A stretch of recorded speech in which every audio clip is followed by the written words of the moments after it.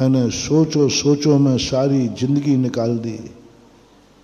24 घंटे में सोचते ही रहता हूँ, इसका सोचा उसका सोचा। बस अब वो दिन का इंतजार करो जिस दिन तुम्हारा आत्मा कहे बस मुझे अब कुछ नहीं सोचना है।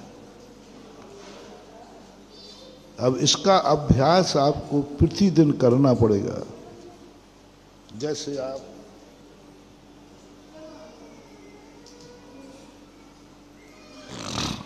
दिन भर दिमाग चलाते हो, दुकान बंद करते ही बस रिलैक्स हो जाओ, अब मुझे कुछ नहीं सोचना है। विश्राम का अर्थ क्या होता है? तुम विश्राम करते ही नहीं हो, क्योंकि तुम टेंशन के साथ सोते हो। संसारी प्राणी की दशा ऐसी है कि बच्चे को यदि डरा के धमका के थप्पड़ मार के सुला दो और रोते रोते सो जाए तो सोते सोते हिचकी भरता है, यानी वो सो नहीं रहा है, सोते सोते रो रहा है, वो डर के कारण सो गया। ऐसे ही तुम्हारी दशा है कि तुम सो नहीं रहे हो, सोते सोते भी तुम्हारे टेंशन चलते रहते।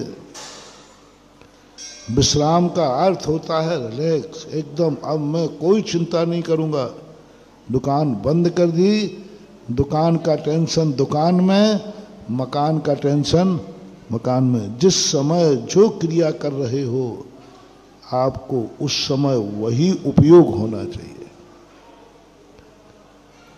और ये अभ्यास धीरे धीरे करो। 9 बार नमोकार मंत्र सोते समय करो।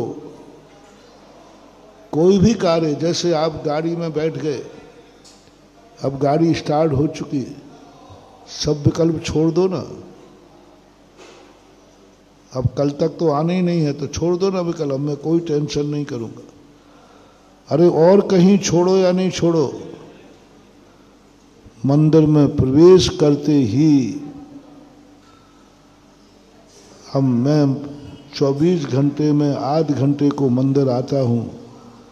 नियम करो, मैं मंदिर में भगवान के अलावा, गुरु के अलावा, शास्त्र के अलावा, आत्मा के अलावा मैं कुछ भी नहीं सोचूंगा। मंदिर के बाहर खूब सोचना। जब तक मैं मंदिर के अंदर हूं मैं कुछ भी नहीं सोचूंगा, ये 4 बातें सोचूंगा। इसके आगे मुझे कुछ सोचना ही नहीं है। सिद्धियां चालू हो जाएंगी। 6 महीने भी यदि आपने कर लिया, आपको ऐसी सिद्धियां चालू हो जाएंगी कि उस समय यदि सांप के काटे हुए को हाथ लगा दो तो तुम्हारे हाथ में वो शक्ति आ जाएगी कि उसका जहर उतर जाएगा।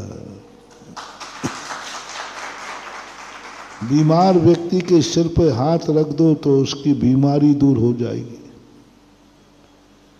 किसी दुखी व्यक्ति के यदि हाथ रख दो तो तुम ऐसा व्यक्ति मंदिर की पूजा करने के बाद निकलते ही जिसको देख ले वे उसका भला हो जाए, जिसको छू ले वे उसका भला हो जाए। बस इतना सा नियम लेना है कि मैं जितनी देर मंदिर में हूँ उतनी देर मैं 4 चीज़ों के अलावा कुछ भी नहीं सोचूंगा।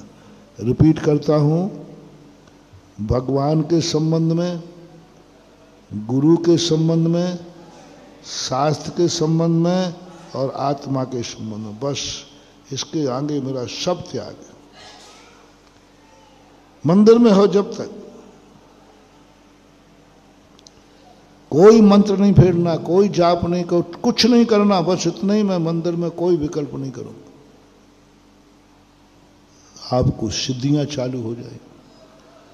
मंत्र फेरने से सिद्धियां चालू नहीं होती हैं, कुछ सिद्धियां अपने आप प्रकट होती हैं, उसको रिद्धि बोल देते हैं। लेकिन तुम लोग मंदिर में आते ही दुनिया भर की बातें करोगे और इन देवियों का तो भगवान ही मालिक है। ये तो आती ही उसी समय है, क्यों नहीं सहेली कितने बजे मिलेगी मंदिर में। बस दोनों बैठ करके और क्या संसार की बातें करते हैं। मत करो, व्यर्थ में जा रहा है मंदिर। रूटीन बन गई, मंदिर व्यवस्था है, मंदिर जाना है, बस चले गए। उपलब्धि क्या है, लाभ क्या मिला मंदिर से। आध घंटे निकाला उसमें भी बेईमानी, आध घंटे निकाला उसमें भी बेईमानी। बहुत सरल उदाहरण दिए देता हूं। आध घंटे मंदिर आते हो, उसमें ही घर के सदस्य लिस्ट बना दे, ये सब्जी की डोलची ले जाओ, और आते दुकानदार के डोलची रख जाओगे कि भाई सब्जी तैयार करना, मैं आ रहा हूं। अब मंदिर में मरे तो बेटा सब्जी वाले के यहां पैदा हो गए, क्योंकि डोलची वहां रखी है। अब कहने को मंदिर में कर्म बंद कर रहे हो, लेकिन आपको डोलची नहीं। पेवर मंदिर को जा रहा हूं, इस समय में कोई दूसरा विकल्प नहीं करूंगा, मैं कोई दूसरा सामान नहीं खरीदूंगा, मैं कुछ नहीं करूंगा। मात मंदिर का संकल्प है, पुंज मैंने हाथ में ले लिया है, अब मंदिर के अलावा कुछ नहीं है। रास्ते में भी पाठ पढ़ते हुए चले आओ, कुछ बोलो मत, नहीं मैं कुछ नहीं बोलूंगा। अब मैं मात ईमानदारी से मंदिर जा रहा हूं। आप खुद सोचिए, आप मंदिर क्या ईमानदारी से आते हैं कि बेईमानी से आते हैं? दिमाग देखो आपका कितना चलता है। आध घंटे को 10 मिनट को आए, उसमें भी बेईमानी। क्या करे धर्म, क्या करे भगवान। भगवान से कई बार कहता हूं कि भगवान ये बहुत दुखी हैं, इनके दुख ढूंढो, मैं तो ये भक्त लोग हैं। भगवान कहते हैं ऑडिट करे, मंदिर भी कितनी बेईमानी से आता है। मंदिर में बैठ करके इसका सबसे ज्यादा दिमाग दुनिया में चलता है, और इसका माला हाथ में फिरती है और मन बाजार में घूमता रहता है। नहीं, आंखों को भी करो। मंदिर में इन आंखों से कुछ भी बुरा नहीं देखूंगा, भगवान को देखूंगा, गुरु को देखूंगा, शास्त्र की पंक्ति पढ़ूंगा, और इन आंखों से कुछ भी उपयोग नहीं करूंगा। इन आंखों में सिद्धियां हो जाएंगी। तुम इन आंखों से करुणा करके किसी को दुखी को देख लोगे, तुम्हारे देखते ही उसका दुख दूर हो जाएगा। साधु की आंखों में क्यों तरसते हो तुम? क्यों तरसते हो? महाराज यदि तुम्हें देख लें तो तुम्हारा रोम रोम पुलकित हो जाता है। महाराज की दृष्टि हमारे ऊपर क्यों? क्या है इन आंखों में? कुछ नहीं महानुभाव, कुछ नहीं। मात इतना सा संकल्प किया है इन आंखों ने, मैं आंखों से कभी बुरा नहीं देखूंगा, बुरी नजर से नहीं देखूंगा, बुरे भाव से नहीं देखूंगा। बस ये नियम आंखों को दिया है। ये आंखें इतनी पावन हो गई कि जिसको देख लेती हैं वही धन्य हो जाता है।